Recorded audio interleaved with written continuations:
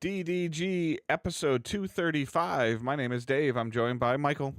This is going, Dave. I feel like I'm in like some dark dungeon. I don't know how well this is going through on the stream, but it's just almost pure darkness behind me as I try and get the lighting in this new basement just right. I have to get so you some key lights or something, man. Like I had one, but it broke in the move. Yeah. So I need to get something else because I do have like nice shelving behind me, but Yeah. it's just far enough away behind me that it's not really visible on stream. I got a nice fire extinguisher, Yeah. might be on camera, Yeah. and there's a PlayStation 5 Slim on the floor. That's where I'm at right now, unopened. Bought it because we need it, but we're still in the process of getting everything settled. No, moving's always fun and trying to figure out if it's really the setup that you want, because I'm sure you're already thinking like, man, I wish I would have done this or something. Like since I have to figure out the internet, so like Yeah. the modem router is right above me, so my PC perfect internet connection as far as I know, knock on wood. But just behind me, behind this wall, is where I have the PlayStation Xbox set up.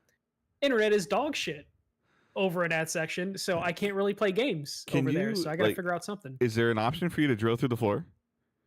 I could do that.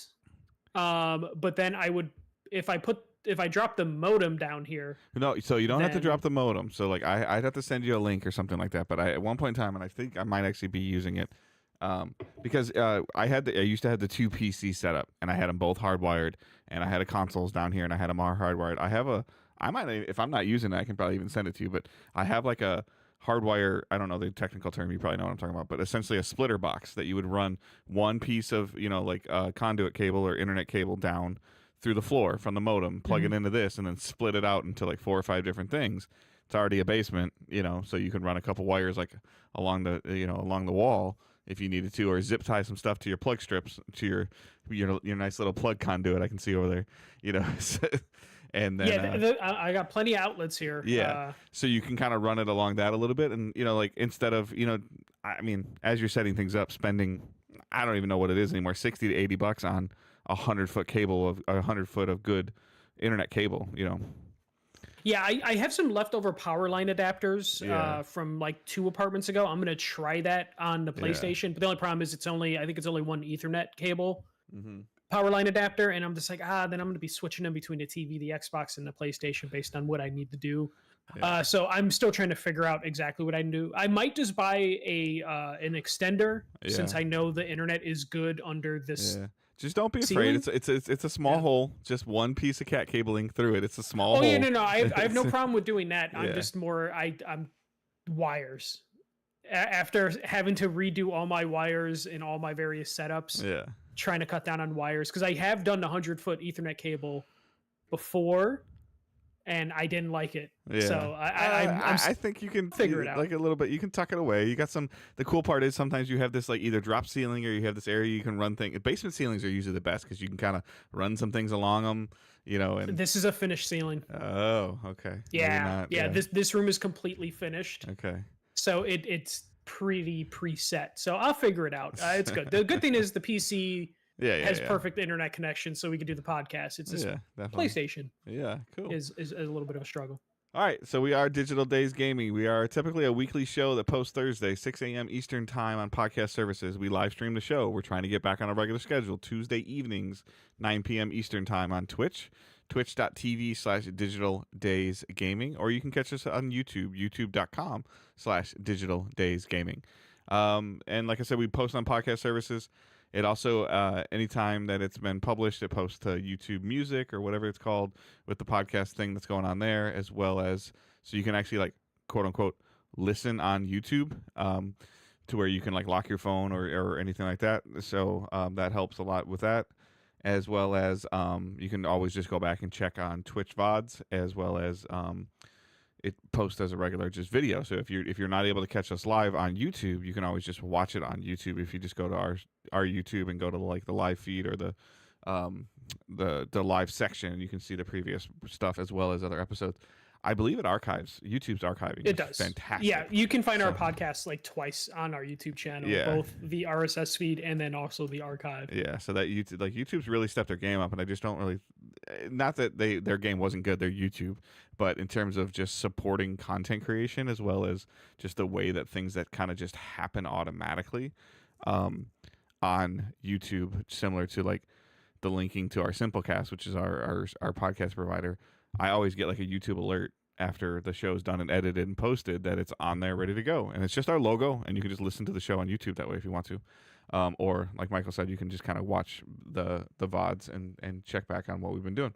So all that stuff is linked in the show notes. Please check it out, as well as our Discord is linked in the show notes also. Yeah, just give us some love there. Send some reviews, send some follows, and some subscriptions, some way, some form if you want to. But join the Discord and hang out, ask questions, and let's have a conversation as we're getting ready into the holidays. But we're going to jump right into the news. Yeah, kind of a mixed bag news-wise. We got a lot of bad news. As usual, it seems like this seems how video game news is going, but we also have some bright stuff to talk about. Let's start with the first one, which is, depending on how you see things, kind of bad, but at least we got a warning. Is Sony is discontinuing the PSVR 1 to PS5 adapter program. So PlayStation announced it will be discontinuing the program that would give you the adapter you need to make your PSVR 1 compatible with PS5.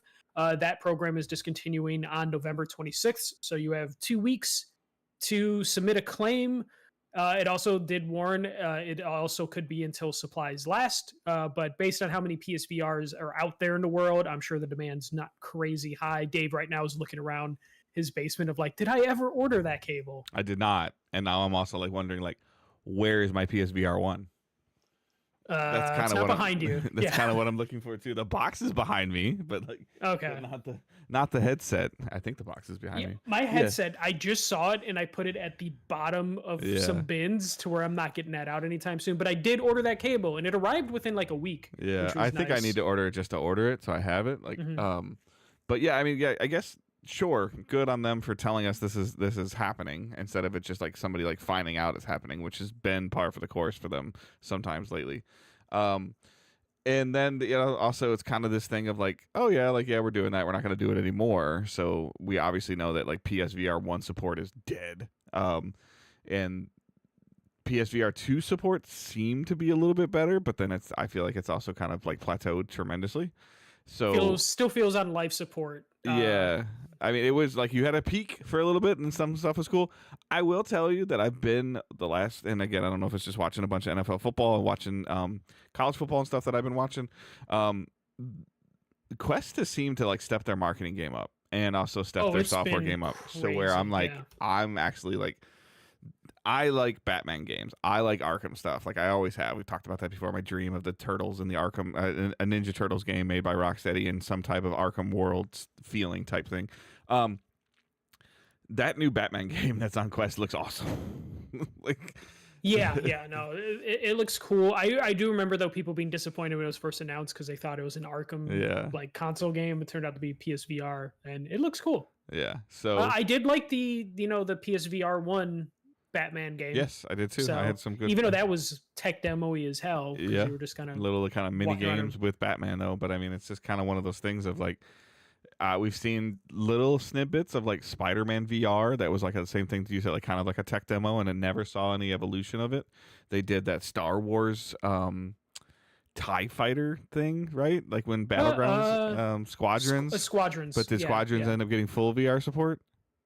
Yeah, it was a full VR game. Yeah, okay. It was one of those things where I think it was announced as a VR only game, and then they're like, actually, it is going to have a non-VR mode. So I think VR in terms of tech and potential is really cool, but it's just kind of just showing that the core video gamer just doesn't want to put something on their head. Like, not for the certain price points, Yeah. And I'm sure they, when it comes to this cable, they know how many PSVRs they sold. And it probably came down to like they made a certain amount of cables to accommodate for most of them. And they're either hitting that point where no one's ordered them for a while and also hit the point where it's like we don't have a lot left. Yeah. And we're not going to make based on how more. many are out there. Yeah. And there are workarounds. There are third-party adapters that do work if you want to go find one. But if you want an officially licensed PlayStation adapter that works, here you go. This is one of those random adapters that will probably be worth money one day. Yeah, that's kind of why I want to make sure I order it. Dongle. Yeah. I'm just thinking of like order it, leave it in the box. 10 years later, be like, I've got a $400 adapter. Yeah, I found mine during moving. Like I put it in like a Fallout container box, and I was like, "What the fuck is this cable?" And I was staring at it for a good couple minutes of me trying to figure out what is this cable that says PlayStation that's still in its original packaging. Turns out it was the PSVR cable. So I got mine. I almost wanted to order a second one, but you do need serial numbers in order to. Yeah, I think I started to do that, and I think that's probably what made me stop, because I think it wants something from the VR as well as something from the PS5. It just wants something on the box. Your serial numbers on the back of your PSVR cardboard box, and I believe the serial numbers on the device itself, but it's easier to get it off the back of the box. Yeah, okay. So I know where the box is. Yeah, it's like yeah. So your serial number's on the back, so you should be able to just get that right away. But yeah, we'll move on to a little bit of a throwback. Overwatch Classic event is now live. It feels weird mentioning Overwatch on this podcast because I don't really feel like we talked about Overwatch too much on this podcast. Other podcasts, yes. But yeah, Blizzard announced that they're doing a 3-week event featuring a mode that reverts Overwatch to its 6v6 roots and the original 21 character roster. The mode includes the hero's original abilities and balances, as well as a good chunk of the maps that were retired. I think all the retired maps, except for the maps that carried over to Overwatch 2, will still be the like newer version of those maps. This comes when reports were, for God, I would say like last 6 months, about Overwatch 2 kind of being in trouble and Blizzard not knowing what to do, and the fan base demanding that they revert to the 6v6 character or the 6v6 match type that Overwatch 1 had. So this feels like a little bit of a scenario where they are giving it to the fans because they want it, but also only doing it as a 3-week event to see if they really want it before they decide like if they're going to fully revert to the old model. Yeah, cool. If you can get some of the older player base, if they can get somebody like you to even just boot it up once for a little bit, just to check it out. I'm downloading it this week. So I mean, that's already helping, just to kind of get them back in and be like, oh, that's kind of cool. I forgot. I remember that. And maybe it's not as bad as I think it is. And then maybe you play for 3 weeks later or 6 weeks and say, yes, it is as bad as I thought it was after this event's over. I feel like Fortnite's doing this as well. I pay. They are. I pay. I'm forced to pay a little bit more attention to Fortnite because it is like Owen's like jam right now. And like I saw something about like the OG, like the original map for Fortnite's coming back as well as like the chapter remix and everything that they're doing. So I don't blame. Apex is doing a throwback event as well, I believe. Who? Apex, I believe, is doing so some sort of I throwback. think it's kind of one of these games are 4 or 5 years, 6, 7 years old. They're kind of getting to the point where like there are certain things that that when we started this show that could potentially start to get remakes and remasters now with the way that consumers and players like want certain things. So I think that kudos to Blizzard for trying anything. And then this, I don't know, like, do you think that this is at all a little bit of Microsoft like going, hey, like, let's get your player base. Let's get these player counts up. How do we get these player counts up? Yeah. I would imagine it's not only Microsoft, it's Blizzard, the heads of Blizzard being like, we need to do something because this used to be the biggest game in the world. This was going to be the next StarCraft. And we fumbled it, or you fumbled it, and trying to figure out what can be done. And it's basically listening to the fans that want the 6v6 back, but it's also, I think, Blizzard being like, we can't fully revert back to 6v6 because it'll dynamically change a bunch of stuff. It is going to be fascinating to see how the fan base reacts to playing some of these characters with their old abilities and balances. Because then when this event's over, you're going to jump into the regular game and you're either going to love or hate it. Like, you're going to either appreciate Overwatch 2 more for all the changes that it's made, or you're going to hate it because you're going to be like, I wish it was like it used to be. I hope this leads to them bringing some of those maps back that they retired for like no real reason other than they have a reason to have an event every couple years, probably, by bringing these old maps back. So this is going to be a huge experiment that it could blow up in their face, or this could be one of those things where they're just like, hey, this is a new permanent mode. Here's classic. And then you'll see if the fan base just kind of reverts to it, which would gut like the competitive scene and like the, what is it? Is it 4v4 now? It's 5v5, 5v5. Okay. so it's one less tank. Yeah. So, I mean, we've seen it go kind of both ways. Like, I mean, like the only recollection I can give to something like this of hearing stuff, and it took a long time, is, you know, reverting kind of back to Destiny 2's life cycle where they went to a 4v4 PvP mode, and the community like hated it, and they started building. They brought back 6v6, but then they had a lot of the backlash to your point of they started to take maps that were built for 4v4 and shove an extra 4 players on these maps, 2 players on each team. It was overcrowded, and then they went to where like their maps were too big. So like trying to find that balance, it took, and you took, because now the PvP community for Bungie goes rapidly up and rapidly down. It took multiple years before they're like, hey, there's a handful of good maps, and then it came like, oh, we want map voting. Like, you're never gonna win because, you know, like if you start putting map voting in, then you're only gonna play like 2 maps. Like, you know, so it'll be interesting to see like if 6v6 even holds, and then they try to bring 6v6 to Overwatch 2. But, you know, kind of to your point, is it the foundation built around 5v5 where you start adding that extra tank to each team, starts to break stuff, and it breaks stuff fast. Yeah, and then you also have to imagine, I forget how many characters is up to, but it's probably over 30 by now. All these characters have been balanced because of other characters that were added to the game. So you could run into the ability or the chance to where having that extra character in the map could dynamically change some of the balance for some of these characters, because they're used to accounting for a certain amount of characters being available to play. And the ability stuff is also going to be interesting, because there's some characters that the community used to love playing in Overwatch 1, and towards the end of Overwatch 1, especially going into 2, community completely abandoned because the characters just were changed too much. Yep. So we're going to see some of the reaction of, like, you know, some characters bouncing in popularity over the next couple weeks, and then some characters is kind of like falling off a cliff. Yeah. It still seems crazy to be doing a classic Overwatch mode, but it has been, I think 2016, 2017 is when that game came out. So it has been almost 10 years. So it's about time you do this, but it's still, I don't know, maybe because I'm getting older, I'm just like, it's too soon. But I know they're desperate right now for something, some sort of attention, something to like revive the game. Not that it's like completely dead either. Like, I'm sure some games would kill for Overwatch 2's player base, but it's definitely not where it used to be. Which, you know, we give Bungie shit for like Destiny's player base, but I'm sure there's some developers that would kill to have Bungie's like angry player base. I just want the passion. I want, not only do I want fans, I want passionate fans. Maybe not that kind of passionate, but you know. Yeah. So it you know, Blizzard right now is just trying to do whatever they can, and Xbox is, to your point, probably putting a little bit of pressure on them. I'm just like, hey, we need something. We bought you to be Blizzard. Yeah, and it's not. I wouldn't really call it bad pressure. I just call it like, okay, like what do you like? They kind of come to them and like the common corporate term that you hear is like, what do you need from us? Like what like we're here to, like, people hate it, but like we're here to help you. Like how can we help you? What do you need? Like what do you want? What can we do for you? And they're like, well, we could use a little bit of this to do this. Okay, let's give it a try. And if it works, then it's great. If it doesn't, then okay, like, now let's try something else. Like, versus the panic mode of like always going like the safe way. Yeah.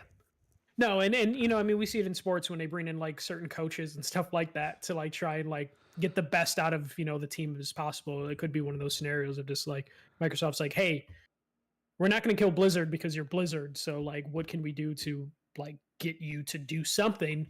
Especially, you know, if you're Microsoft, all you have right now is Call of Duty, which is a crazy statement to say. Still to this day, it's just weird, but like, they need something, and Blizzard definitely needs to produce, because it feels like Diablo should have been bigger than it was, or it should have maintained its audience as long as it did.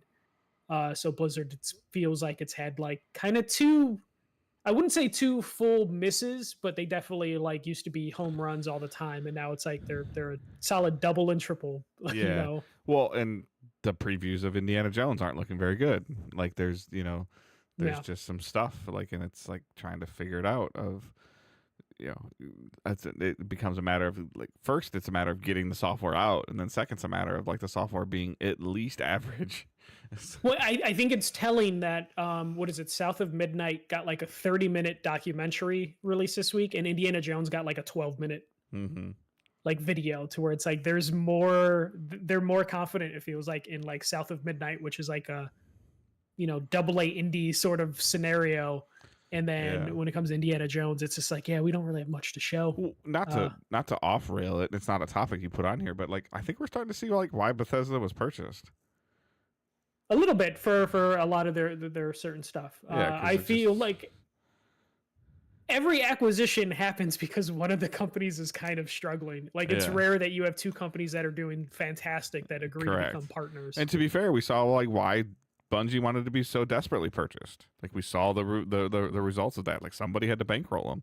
Maybe Bethesda was having a similar fate, and like just trying to figure this out. Like yeah, because like some of this stuff's done well, but not as we don't have a. Hell, I don't even know. I'd have to really look in terms of like game of the year contenders. Like I'm not even talking about game of the years, but just contender stuff like top 5 games, top 8 games the last 2 or 3 years. Like doesn't seem like any of them are coming from these mega things anymore, and it's just a weird state of gaming in general right now with consolidation and quality. Yeah, no, and I think it comes down to this games just became too expensive to produce, and And too long. the industry doesn't know what to do. Yep. Too long to make, too long to play, too expensive to make. Yeah, and I think I've said it before. I think we're like a couple years away from some sort of like Yeah. reckoning in terms of like a reset for all that Well, stuff. and I feel like the reset we had of like 2015, 2016, sort of like, and then that's we needed but that was that indie reset. Yeah, It was like that, like that very much the That flower, early the to mid flow, PS4. and yeah, like the end of the PS3's life cycle, the end of the PS4 life cycle of like these just basic, like not, and basic's the wrong term, but just simplified games of just like, where's the fun? Like, where's the brief fun? And like, I look at, we'll talk about it a little bit too when I'm like playing and watching, but I just look at everything. I'm like, I don't want to commit to that right now. I don't. Yeah, no, I definitely feel that, which is why my playing and watching is just Black Ops 6. Yeah. But yeah, we'll move on story wise. Take-Two sold Private Division. So Take-Two's indie publishing label Private Division has officially been sold, according to the company's recent financial reports. The buyer and cost were not disclosed, but they did confirm the acquisition included past and future IPs, except for No Rest for the Wicked. It was also confirmed the sale didn't include Intercept Games or Roll7 because those studios were shuttered months ago. They just wanted to, like get that out of the way because this deal might have taken a couple months to finish, and they wanted to make sure that they let everyone know like what studios are included in this sale. So yeah, Private Division is now been sold to a mystery company. And for those that don't know, Private Division was like an indie label. I have it here already. So, going back to 2018, I mean, Kerbal Space Program, Outer Worlds, I would say. And that studio's been closed. Yep. Outer Worlds, which is now Obsidian, which is obviously their Disintegration V1 Interactive. The Hades is their claim to fame. Ollie World, but that's Roll7. They're closed. Hades is Supergiant. Supergiant Games, Kerbal and they Space don't own Supergiant. They just published. Right. I mean, that's the biggest thing to look at this. Like, oh no, another acquisition. Nope, this is a publisher only. This is not a developer. This is a publisher. It's very interesting to see a publisher be sold because usually the publishers are the ones that have the money to sell the games. So to see a publisher sold is always interesting. I mean, like, I don't see anything on here that's like, oh, that's going to be an interesting thing. Like, because, like, to your point, Roll7's closed. Obsidian is owned by Microsoft now. Bitworks is closed. So like, and then No Rest for the Wicked's not part of it. There's a untitled action adventure game codenamed Project Bloom that's coming from Game Freak, which is the Pokemon creators. Okay, so that could be why someone would be like, let's buy the rights to that game. It's like another Pal World, like yeah, but from the actual people that make this, right? So yeah, but even then, like if you look at their IP portfolio, there's nothing too crazy. You can maybe do something with Kerbal, though you don't have the original developers. Ollie World was cool, but you don't have the original developers. I'm assuming Microsoft owns the Outer Worlds because it was a partnership with Private Division. Though there could be some sort of licensing agreement depending on how all Yeah, but worked Microsoft doesn't out. care to let them publish it. Like that's just one less thing they got to worry about if they make a No, Outer I'm just Worlds saying or yeah. if they helped fund it, there could be Yeah. like a royalties thing Yeah, that they get absolutely. to where someone could have bought the private division because they're like, hey, we'll get some royalty checks from Microsoft. You Yeah. know, there could Oh be yeah, I see now. Okay. some business reasons on why they would acquire this because there's nothing like crazy in here. Right. But it also could just be buying some sort of portfolio. It could be the people that are still at private division that they're really talented, and you might want to work with them, and they're still under contract, so you Yeah. you I, acquire I them. in marketing and PR and all that stuff and like cost of publishing, like once you know the ability to turn a profit, a lot of that's on the publisher as well. And if you're good at your job, then you become desirable assets. So Yeah, yeah. So I put this in here because it's just interesting that a publisher that doesn't really have anything got sold, and it's also private. Like we don't know who acquired it, if it was like maybe a private company or if it's a major company that just didn't want to be announced that they acquired them for whatever reason. So I'm sure we'll find out within the next quarter who acquired them, because I don't think this private division has anything to announce game wise. yeah. But they also were trying to be like a Devolver Digital, like signing deals to publish indie games. So they could have ties to this. If anything, I would imagine if you're like an indie developer and you have signed with Private Division, you're probably a little annoyed right now because you don't know like who's your partner at this Right. point. And I would assume they would be contacted and they would find out eventually who they're partnered with, but it definitely could feel like icky, finding out you're being like your IP partnership is just being passed around. But yeah, Private Division is no longer with Take Two. Take Two seems like they are trying to shed a lot of weight ahead of Grand Theft Auto. Yeah. So Which is yeah. interesting because like usually that's your cash cow. So like that is your cash cow. Like 98%, I'm sure that's an obscene number, but maybe it's high, maybe it's low, I don't know, but like we know GTA 6 is going to break records. Like I'm confident in saying that. And I don't understand other than the sole focus is GTA 6 right now, and Take Two does not want to think about anything else until it's out. Yeah, I would also theorize that because they've been like cutting the non-Rockstar parts of their like library. Is either they're just trying to help make the acquisition of Gearbox make a little bit more sense because they acquired Gearbox, right? I thought Gearbox split off again. Did they split off again? Okay. But they are still working with Borderlands because they're partnered with Gearbox. But I would imagine they know GTA 6 is going to break a ton of records, so they want to be able to announce a crazy fucking profit next year, and cutting this out of their budget, trimming their portfolio, be bigger. Yeah, their portfolio, because it's like, oh, we don't have to pay for this indie publisher or these studios anymore, which means that that amount of money that they can brag about making. It's kind of the reverse of what Sony and Microsoft are doing. Like Sony and Microsoft are trying to pull things closer under their umbrella to make it look better. And it seems like right now Take Two's like, no, get out. Like you're not helping us look as pretty as we want. Go away. Yeah, and that they might want to look pretty for maybe another acquisition because there were rumors a couple years ago like that they could have been up for grabs, or at least one of these bigger companies were asking about them.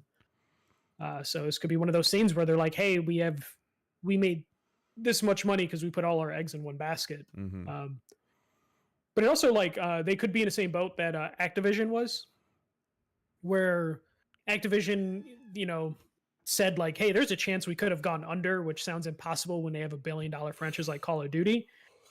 But because of how they were working, if they had one Call of Duty not hit, that would have been the end of Activision Blizzard. Oh, don't get me wrong. If GTA fumbles, which I don't think it will, they're done. Yeah, no. That's what I'm saying. Like they're in the same kind of boat that Activision Blizzard was in, to where they want to make themselves pretty for an acquisition because they know that like, okay, cool, we published GTA 6, it makes a shit ton of money, but how fucking long is it going to take for GTA 7? Yeah, like how far they can stretch GTA 6, that sort of thing.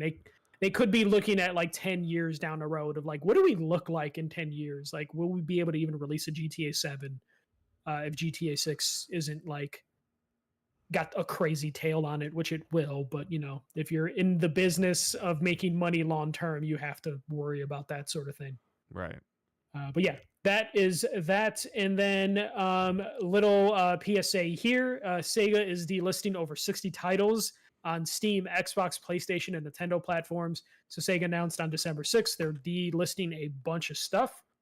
Some of these titles include Crazy Taxi, Jet Set Radio, Streets of Rage, as well as some of those Sega Genesis collection compilation games as well.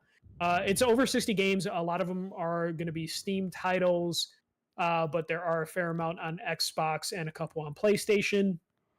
There was no reason given for why they're doing this. I would imagine there might be just a new compilation coming out. Or music. They're having problems with music.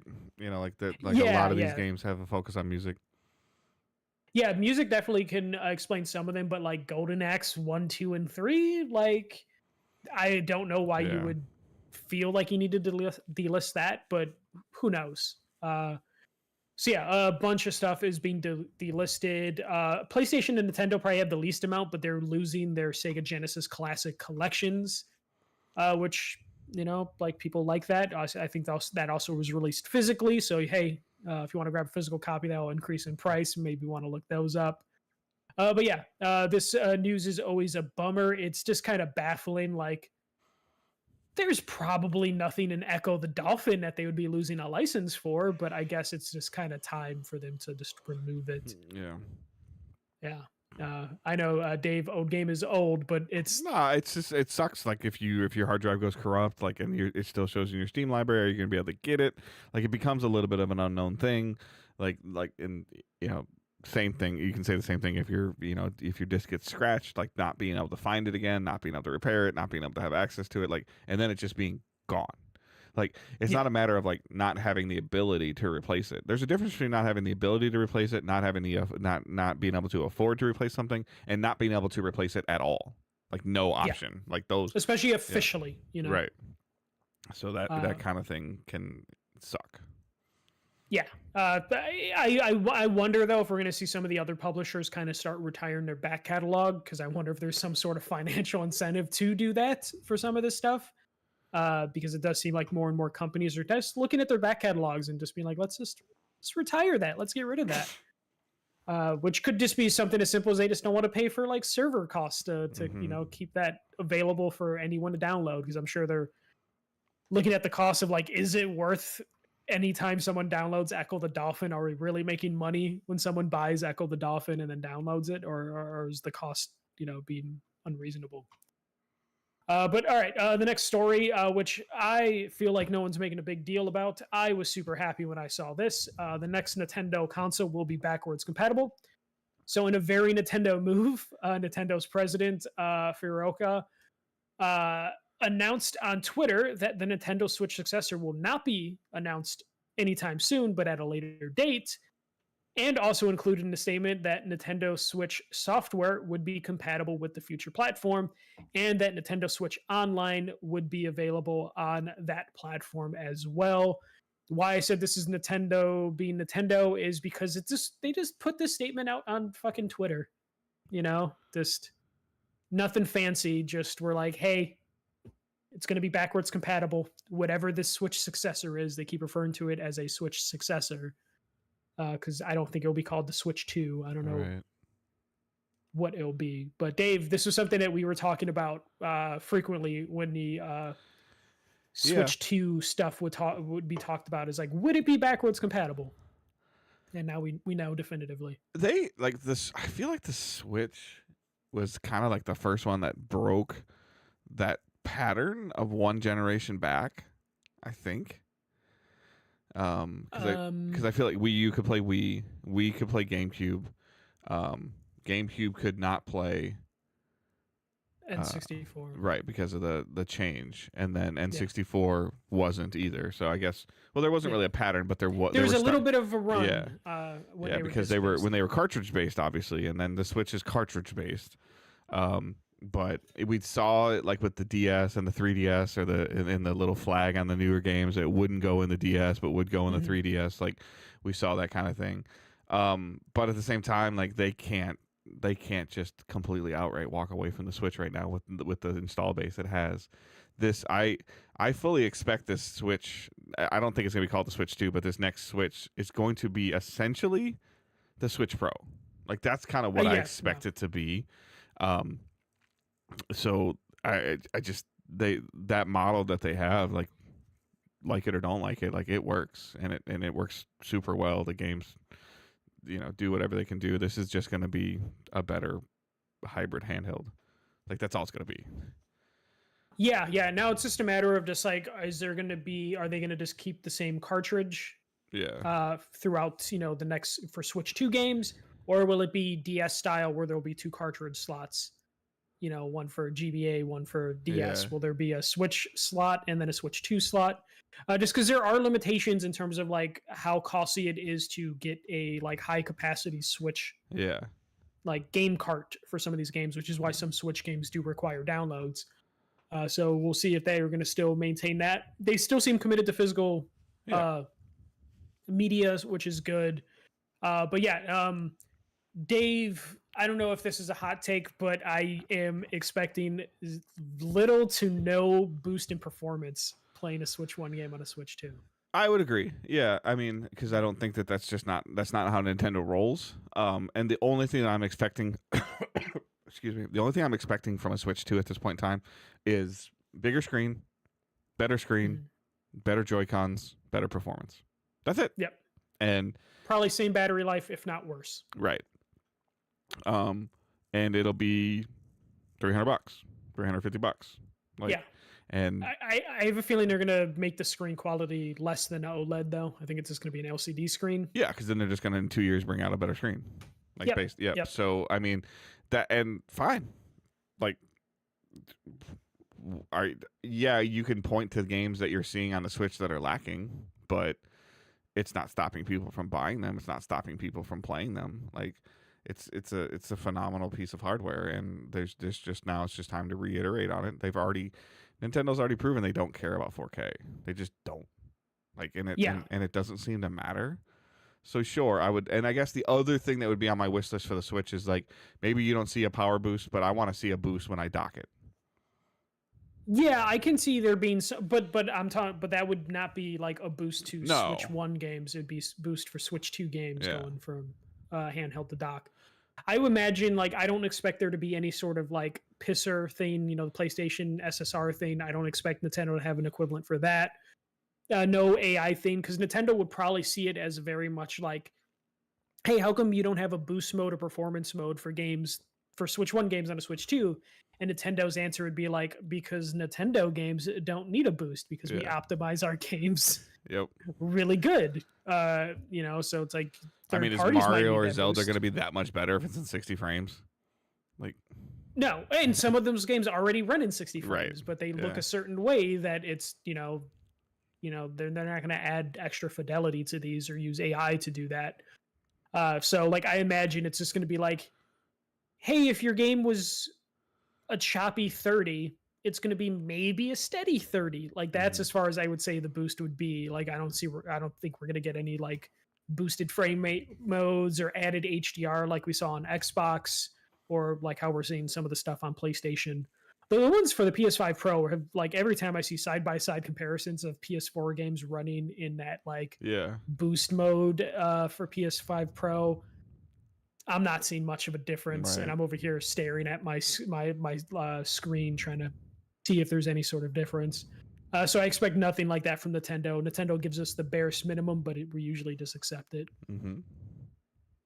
But yeah, this is great news. I'm happy. I have like 100 Switch games apparently, something like that. A crazy amount of Switch games. A lot of them sealed because I'm not going to open them until I'm ready to play them. And now I can retire my old Switch. Yeah. Which I have no attachment to, so I think this would be a console that I would just trade into GameStop. Yeah. When they do their deal of like, hey, I mean, do you think that we see Switch 2 for holiday 2025? Like, and see it like announced at June, like in June? Yeah, they have been very clear to their investors that it will come out in 2025. Yeah. Though I think some people were hoping for spring. I think it's just they're gonna hit the holidays with it. Yeah, I think I could 'Cause they're see not gonna like have a to late worry. September, early October with then like a bundle push maybe in November. Because I'm not really seeing like, I mean, I haven't been paying too much attention to Black Friday stuff, and Black Friday is kind of dead as a whole.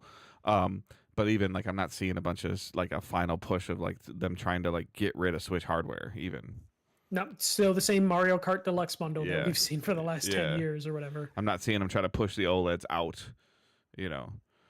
So And they don't need to. I think there was a report related to this from like one of their financial reports that like, hey, Switch hardware sales are really low right now, like a significant decline year over year, and that is probably what Nintendo was waiting for to actually happen yep.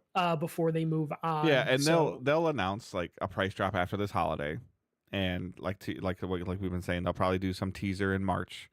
They'll start showing they'll show like a box or something like that, and then at their E3 Treehouse event, we'll see the name and we'll see the price, and then we'll see it say like October 15th or something. yeah, and it'll probably be what would be because Mario, it would be a 3D Mario, right? Odyssey It'd probably 2. be a 3D Odyssey 2. Yep. Yeah, and then And a Zelda remake. yeah, Odyssey I could 2, see, a Zelda remake, and Prime. yeah, Metroid I was gonna say Yeah. Prime would be cross-platform. I don't think Yeah, they'll drop. running on both. Absolutely. Yep, Yeah. running on both, but two different versions. To your point, two different versions of the game. Yeah, not, I could totally like see a Switch 1 and a Switch 2 version, like two different SKUs for Metroid Mhm. Prime 2. They did it with Zelda Twilight Princess. There was a Wii SKU, and there was a Switch or GameCube, and GameCube. GameCube and Wii. There was And they also like, did that with Breath of the Wild as well. There was a Wii U version and a Switch version. So yeah, I see that going. Though I honestly feel like there will be a Mario Kart for launch because of how well Mario Kart 8 has done for them. I just don't know what you do with a Mario Kart because Mario Kart 8 turned into like the ultimate version of Mario Kart with that like expansion pass additions where it was like several dozen extra tracks. added to it. Unless they do some kind of reimagining, rebuilding of Smash.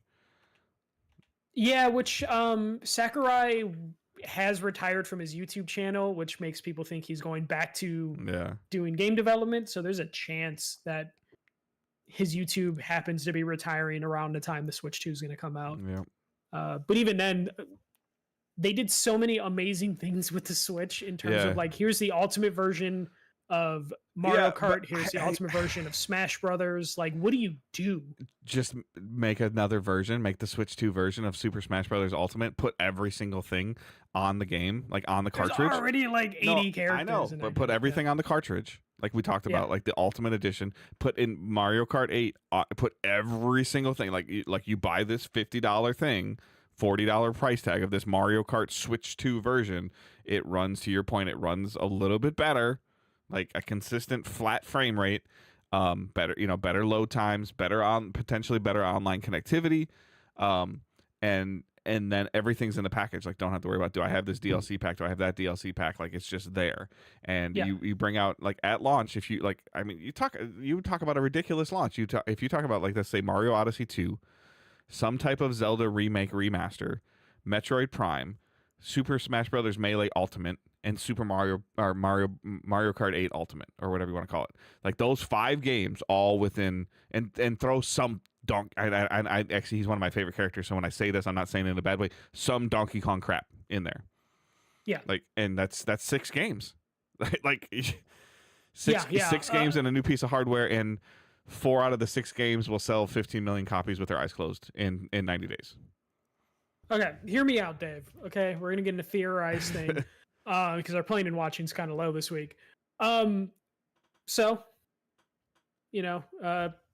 Game Boy SP was a single screen. Game Boy was a single screen. He brought up the DS, and it was called the DS because it was dual screen. No. Is a Switch just going to be a big ass No. DS sort of thing? No. Hear me out, Dave, because they're going to bring Nintendo Switch Online to this new platform. What other platforms can they fit on this online service? Because Wii U isn't really going to do much. Maybe you can bring Wii games, but what if you can bring DS games somehow? Or what if the screen's just big enough that I could agree with the screen being big enough, or, and this wouldn't work either.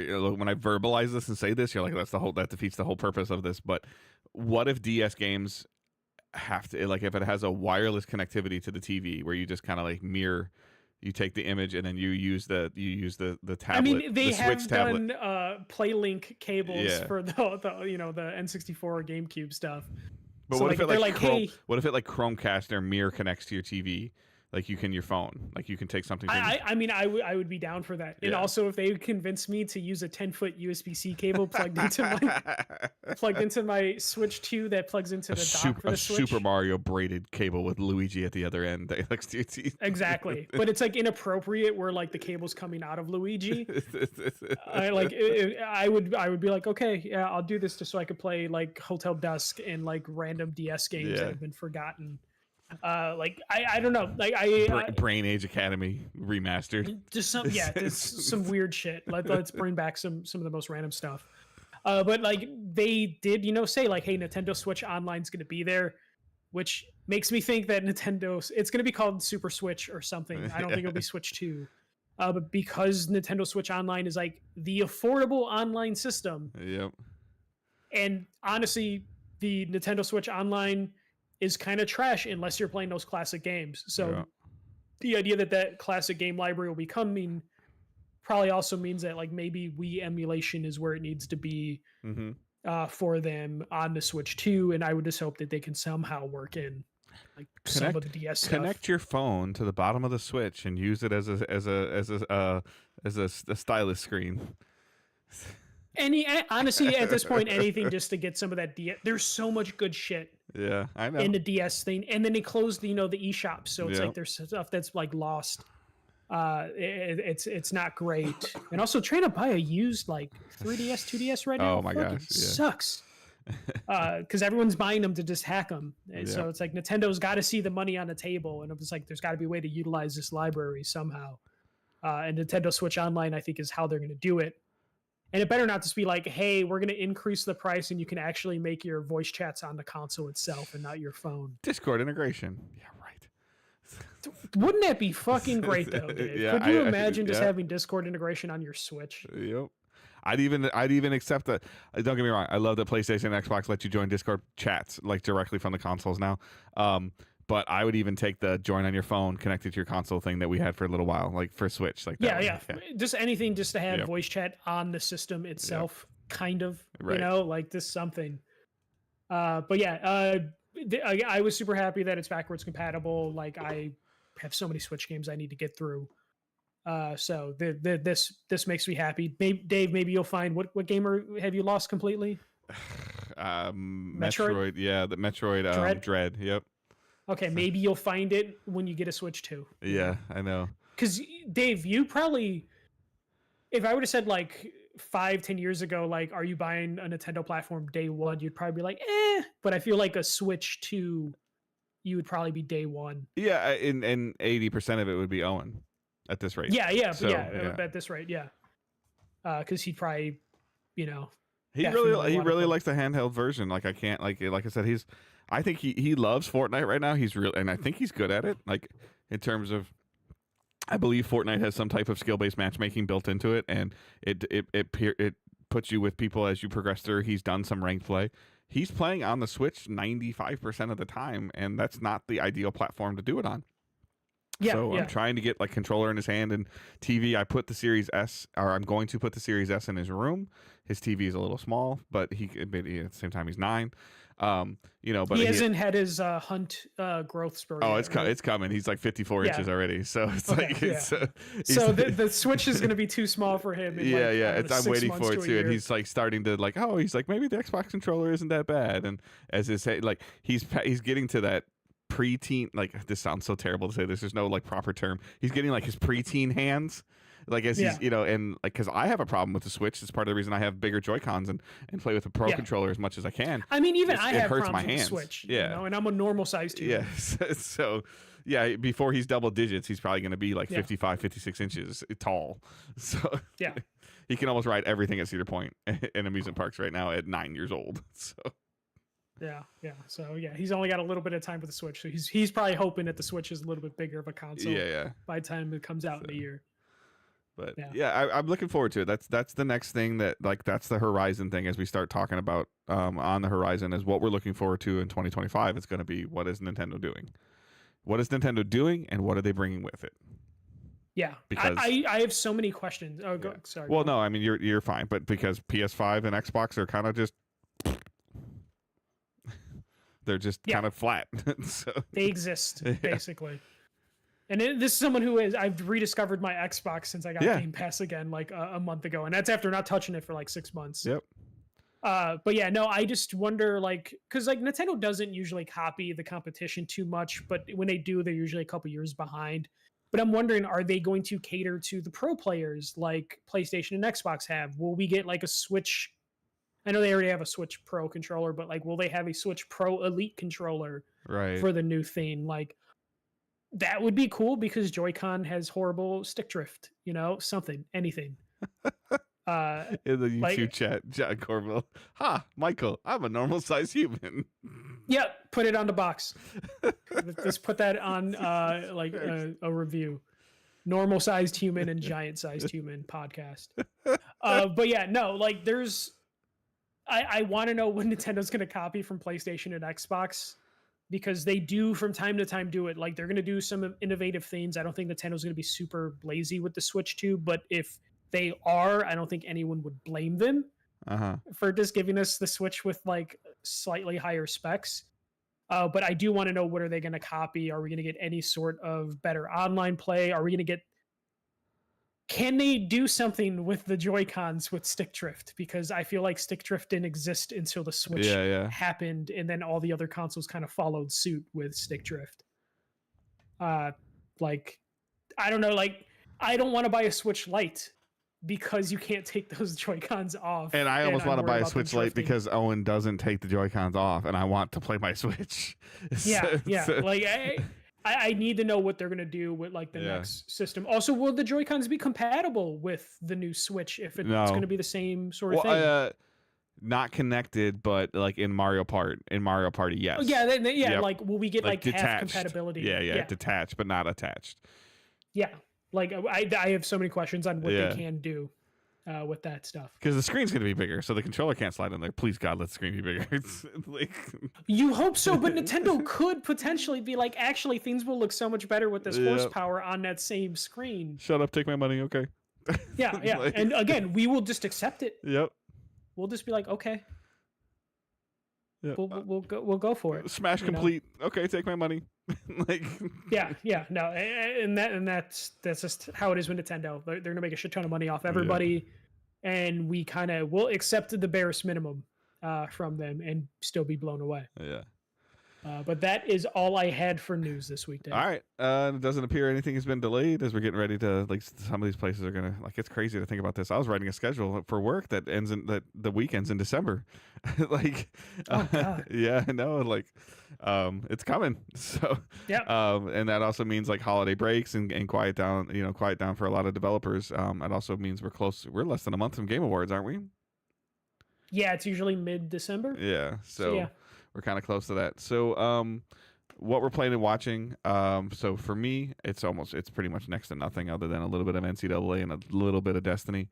I have access to the Destiny Rising mobile game, and I haven't played it or I haven't tried to play it. I'm hearing some really good things about it, but it's still a mobile game, and I just kind of wanted to check it out. It's in like the alpha's like huge though, and then. Yeah, I've been watching like a Sunday. I just watched football all day. Like I've been like is trying to just reestablish a routine and do stuff and figure things out. There's some cool things going on with work for me. So just trying to get back onto that normal routine, and I'm just loving the Lions are one of the best teams in the NFL, and like that's a sentence that I have such a hard time saying still. Your Bears like fired their offensive coordinator today. You say your Bears, but we've established I do not give a fuck about football. I know. I just give you crap because you're in Chicago and you know. I'm aware of the Bears. Yeah. They're over there. Caleb Williams, everyone was talking about like sucking his dick the first 2 weeks. Now everyone's just like, oh, he's the worst quarterback. Yeah. Like it's crazy. I love going into work on like Mondays, Tuesdays, Oh, and yeah. just seeing the bipolar reaction to the Bears I game. mean, and and just being I know like, you know enough about football. Jared Goff on the Lions threw 5 interceptions on Sunday Night I saw Football it's on the national most- television, and he still not won. since Matt Ryan Yeah, did they like six still won the interceptions or game. something. Like, and I'm Yeah. like, and I was just like, what is going on here? So it's kind of one of those things where like, it's weird just to kind of like it would be for you like right now if like if everybody was saying the Chicago Bulls are the best team in the NBA by a country mile, and you'd be like, Yeah. what? Well, that's the thing. I think that's what's really happening, Dave, is Yeah. the Pistons are taking all the losses for all the teams. Yeah, all of them. Yeah, all the teams in Detroit. Because like right now I'm super into basketball season. So Yeah. like my playing and watching is playing Black Ops 6 because it's still fantastic, still holding my attention, and then watching the Bulls be a frustrating team because they're not terrible, but they're Yeah. not good. So they're just middling and it's annoying. So you turn the TV on, like, oh, what team is going to show up today? Yeah, exactly. And it's just like, oh, they almost beat the Cavs, who are undefeated right now at one Yep. point. It's the end of the third quarter. They have like a 9-point lead. Yep. I go upstairs to get a fucking glass of water, come back down, and they're down 5. And I'm just like, what the fuck happened Yeah. in the It's 2 minutes I was it's away? the NBA where everybody makes a run, where you fall asleep in the third quarter because your team's up 22 and you find out they lost by 12. Like, Yeah. And the Bulls are that is the Bulls this season, to Yeah. where it's just like, okay, this is going to be frustrating.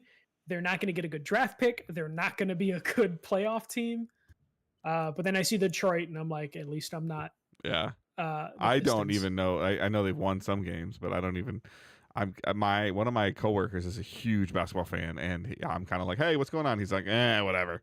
It's like- They're not even like they're 5-7 right now, so it's not Yeah. like they're the worst, but they are also like a frustrating team. dude, that's like 50% of the wins As they had well. last year already, though. I think. Yeah, no, I think they've already like like, they're on a pace to be better than last year. by the end um, of this year. Yeah. So, So yeah. what's your? I guess I mean I know we kind of talked about it a little bit, and maybe some of your friends or some of your circles. Like, what's the feelings? I know Sarah might still be playing it. What the Veilguard? Like, what's the Dragon Age? Yeah. Like, what's the? So it seems like everyone is into Veilguard, but it's starting to feel like it's just not sticking Okay. as much as like Is it supposed to when it's a one and done kind of game? when people played Dragon Age 1 and Inquisition, which is the third one. Yeah. Those games stuck around Game of the Year conversations and were like zeitgeist for several weeks, months, leading to the end of the year. And it feels like Veilguard was hot for like 10 days. a week, Yeah. and it's starting to cool off. And that's not necessarily means it's a bad game or anything like that. It's still a really good game. It's just not like the greatness that some of the other Dragon Age games were. Because even Sarah slowed down on playing the game. Like, we still need to finish it. But it is definitely feel like in the circles that I follow, there was like a super hype when the game launched. And if you didn't finish it within the first weekend, you're already kind of like, Yeah. I'll get to it when I get to it. Yeah. And I have several friends that are in that same state where I have one or two that finished it within a weekend and they're like, holy shit, this is great. And everyone else just seems to be, they dragged it out to the point that some of them don't feel like they're going Yeah. to. It's definitely not finish it getting the anytime soon. Baldur's Gate burn. So Yeah. And I think that's also apparent too. Is it's great, but Baldur's it's no Gate- Baldur's Gate. You know, like Exactly. Yeah. And that is something I've heard several Yeah. times where it's like it's good but not great as great as Baldur's Gate. Which it sucks that the games are always compared to each other, but Baldur's Gate was like Baldur's Gate 3 was the Witcher 3 of this generation. What are the odds that I see this game for like $30 on Steam on like Black Friday weekend? I think that was already going to happen. Okay. So like I have a feeling there will be some That's good kind of what I'm waiting sales. for at this point in time. It's November 12th when we're recording this, day after Veterans Day. Like, thank you to vets, obviously.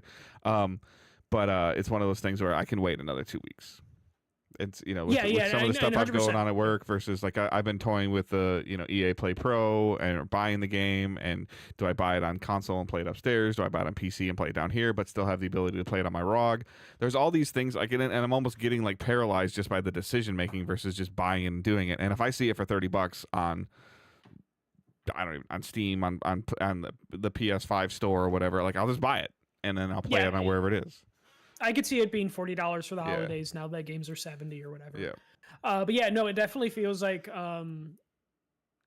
it's hard to say because it's a good game. It's entertaining. I like the writing, but it just seems like it's just not sticking that much. Yeah. And I wonder if it's also because they're like, there's no DLC, so some people are like, okay, let me slow this down. Yeah. Because there's DLC for the previous games, but this one's not going to have it. So people are just like, okay, hold on, let me drag this out because it'll be another 10 years before we get the next Dragon Age game, if there is a Dragon Age game. Yeah, it sounds like coming on the heels of this, BioWare's fully, head down on new Mass Effect. Yep. So and Mass Effect's always been more popular, so there's a chance you'll get Mass Effect 2 Mass Effects 1 before and another 2, age. yeah. Yep, before you get another Dragon Age. Yep. So it'll be so, Dragon Age Veilguard, Mass Effect, Dragon Age, whatever. Yeah, and I think that's a real possibility. So I also think some of the people in the fan base have been like, okay, let's just see where this goes. Let's take our time. But yeah, well, Dragon Age will probably be finished in this house within the next week or two. Nice. But yeah, but also there's just a lot of competition if you're in RPGs. Like Final Fantasy 14 has been dropping their like additional patches since their expansion. Hell, No Man's Sky got another update. Like yeah, there's definitely like some competition from like live service games in general right now that's taking a lot of time. And I'm still waiting for something to catch me this year. Like this is going to be a very weird game of the year conversation we have in January and February, because like nothing this year has been like, holy shit, this is my number one with a bullet. I mean, the most important thing I've done the last 2 weeks, or probably since we recorded, is like Angela, myself, and Owen officially booked a cruise for February, like out of Houston down towards Mexico and the Gulf and everything like that. I've never been on a cruise before, so. How many days? 5, I think, or 6. Okay, that's like, I feel like anything over like 5. Yeah, I think it's like a day at cruise-wise. sea and then 3 days at different destinations and then a day back. I feel like, and Okay, then so it leaves. I've like, heard people doing like 10 to 14 day cruises. And that yeah, just seems no, I mean, too like long. my number one concern is like what is Owen gonna be like? I know there's stuff to do on the boat. Like I've watched enough YouTube videos and stuff like that. Is it a Disney cruise or is No, it it's just a like Carnival. regular cruise? It's a Carnival. So Okay. Those Disney cruises are expensive. They are, but they look pretty cool. Yeah. They look pretty cool. But is there things that he can do? There's obviously things that we can do, like water slides and pools and all that stuff. Like, and, but then is there somewhere that like, and I love my son, like I love him to death, but is there somewhere that he can just go and play or do something with other kids his age, and like her and I can go like have dinner, Yeah. Yeah, I wonder, because so- there's like a lot of late night stuff for like adults to do, but you might not want to just like, let's Laco in the hotel room. Yeah. So, Yeah. So that's kind of like what's going on. So I mean, nobody sent any questions today. We so again, anytime you guys think of a question, just send it in Discord, send it on, put it on Twitter, #AskDigitalDays, tweet it at Michael, tweet it at me, tweet it at the main account, post it in Discord, post it on Facebook. We'll find it, we'll add it. So yeah, it's we're getting into that weird dull period. In that, typically, I don't know, like Michael and I haven't even talked about it, of like we've taken like usually the last 2 or 3 weeks of December off, but now we took the whole month of October off accidentally. So like, I'm not sure what we're going to do. And, maybe there'll be some other like pre-recorded stuff like we've done before, look back, look ahead, recaps. But those are getting harder and harder to do as these companies are staying more and more tight-lipped. I forgot that like as I'm verbalizing it now, I forgot like Darksiders 2 got that remaster edition, and like it was free. Like I can just download it on PlayStation with this new like high fidelity update or whatever that they did. Dave, let's just buy pros and see if it makes us happy. I'm good. You know what? I there's a couple people on my friends list, or a couple people on social media and on Facebook and Twitter that got pros, a couple of them, and I look at that setup and transferring, or setup and re-downloading. I'm like, I don't want to do it. I don't want to do it. I mean, if it's on your expansion drive, you just pop that into the other one. Is it really that easy? Can it? It should be. Okay. All right. Yeah. I thought it would have to. Okay. that doesn't sound as terrible. But I'm just thinking, I'm like, oh, oh, let me go and like re-down Fortnite, re-download Destiny, re-download, That's partly why I have this Yeah. the PS Slim sitting on the floor next to me. I think Dave only can see it, no Yeah. one else on stream. But like, I'm just like, man, I'm gonna have to re-download, and I don't even know who this system's going to. If Yeah. Sarah's gonna take it for her like office area, or if Yeah. I'm gonna put it down here. Well, it's kind of like the feeling I have with like the new phones. I'm like, I don't want to do all that crap. I just like yeah. And then you No, and then yeah. you discover an app on your phone that you thought you had that you don't have, and you have to re-download and re-sign in. Versus Literally, right now, it's just like, okay, Final Fantasy 14 has a very specific setup. Yep. Is it worth trying to recreate that setup on the Slim, even though the Slim would fit better in her office area than the OG PlayStation? And now it's like, okay, we got to figure out how we're going to do that. Also, all Rock Band with all 600 of my DLC songs are on the old one. So am I going to just move that to the M.2 and then move the M.2 over systems? First world problems 100%. Right, like, but it's still like shit. still sucks. Like it's like the worst feeling when you like go to get food and you have a new phone and you don't have the food app downloaded and you're like you don't remember the password and like it's the equivalent of something that's happened to me multiple times where I forget to take the steak or chicken out of the freezer and it's dinner time and I'm like, fuck, guess I'm ordering out. Yeah. Which in my case is I guess I'm watching TikTok for the next 2 hours instead of doing anything correct else. Yep, that's see, we're all just, Michael and I are just like you guys. Like we all have intentions of playing games for hours at night, and we're watching a movie, and then as soon as we watch the movie, we there's a commercial, and we flick on TikTok, and next thing we know, it's 2 hours later. You're like, what the hell happened? There's a very good podcast on YouTube right now with John Goblikon. It's a goblin who has a podcast. It's fantastic. Nice. Okay. That's been eating up a lot of my fucking free time. Yeah. So yeah, just playing Black Ops and listening to a goblin. Have you dabbled with the campaign at all? Nope. Anytime I'm like, I'm going to do the campaign, I hit Yep. the multiplayer and then I lose 2 hours of my life. Yeah. Okay. All right. I'll have to get It's on so there. good. The multiplayer's so much fun. I'm gonna have to try it. My little like quick on and off stuff is just NCAA still, or college football. So, all right. So that is our show for this week. Like I mentioned before, you can follow us on social media at Digital Days Pod. Michael's is at the first MJC. Mine is at Good Dave Hunt. Our Facebook group and our Discord server are linked in the show notes. Patreon is linked there as well. Everything is linked in the show notes, like I mentioned. Join the Discord, join the Facebook, add to the conversation, add to the community a little bit. And let's just see, like maybe there's something we can try to get together. I know there's a handful of people playing Black Ops, so maybe we try to make some kind of game night where we kind of group up and see whether it's a private match or we just take a team of 6 in there and hopefully steamroll some people. More likely get steamrolled by other teams. So, I've been doing pretty well for myself. Okay. So yeah, we'll I'm see if we can, confident. maybe get something going with that a little bit. I know because I think it's full cross compatible, right? Like, I mean, you could, it's like cross-play, PC with Xbox with PlayStation. Yeah, I think they would. I think they still allow you to like not play with PC players. So we would, Yeah. have to make sure we uncheck that box if we have someone on PC. Yep. So, but yeah, like definitely check that stuff out. Join the Discord, put some stuff in there if it's something you're interested in. Trying to set up some game nights or every other week game nights or something. I'm not sure. But yeah, let us know. Again, use hashtag AskDigitalDays, and I hope everyone has a great week. Keep moving forward. Don't be a dick. See ya. All right. Felt like it got darker in this room It might over have. time, and there's no window that's visible, so I don't know how that happened. That's all good.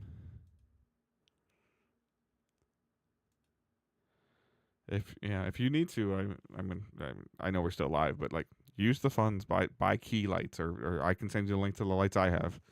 They're very I already know what key lights. I'll probably just end up getting the Elgato key light if I need to. I do have a lamp right here. It's just getting the lighting in the background to actually be okay.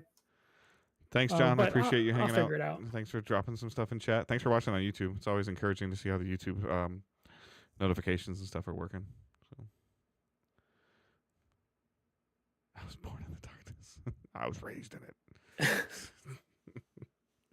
It's like I have such a nice little shelf. Yeah, you back there, do. but You it's have so far away. so much cool stuff that you can't see. Yeah, I gotta Is figure out. this the room that you were posting pictures of in Discord, though? Yes. Okay. It looks different. Yeah, so all that cool stuff is behind me. Yeah. but there is just not great lighting. Hold on. Oh, that's okay. That's what I see Yeah. over to the right there, where the posters and the shelf are. That's what I see. Like, Yeah, that's yeah. where the TV and everything is. Okay. Yep, and Yeah. that's where the internet dies. Oh, really? Behind that wall is where Dude, the you internet could totally run some a coax cable on the floor around the corner there. It's a dies. basement. I could, Like- but it's so nice. Again, I might just I'm literally- talking about right behind you, between us and that fire hydrant or that fire extinguisher. That cable, like you might even be able to run the coax cable down that plug and pull it out of that plug. Yeah, it's definitely possible. So, But it's also one of those things where like I literally just can get a extender, yeah.